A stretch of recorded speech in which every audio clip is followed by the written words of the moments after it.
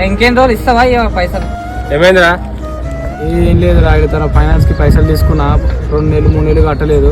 దానికి ఇప్పుడు ఫైనాన్స్ బదులు ఇంటి పేపర్లు ఏమంటుండ్రా, దాని నుంచి గొడవ చేస్తుంది నిన్నట్లు. పైసలు వంట ఉన్నప్పుడు ఇస్తాడు, అప్పుడే తీసుకోవాలి కానీ ఇంటి పేపర్లు ఎందుకు అడుగుతున్నావు?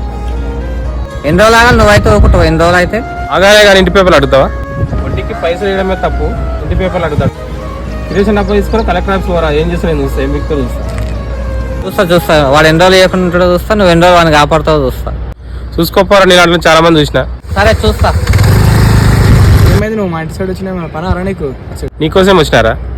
ఎందుకు నన్ను చూ, నీకెందుకు? నాతో ఏం పని నీకు ఇప్పుడు? ఏం లేదురా, పోయిన నీకు 5,000 ఇచ్చినా కదా, ఇస్తామని చెప్పి వచ్చినారా. దసరాకి బట్టలు తీసుకోవాలి.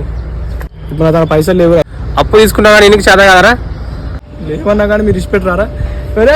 కిరోసిన్ డబ్బా తీసుకురా, ఈ రోజు ముట్టించుకొని నేను చచ్చిపోతా. అరే నువ్వు వద్దు, నీ పైసలు వద్దురా. ఈ రోజు కిరోసిన్ ముట్టించుకొని బిర్రుగా పట్టుకుంటా.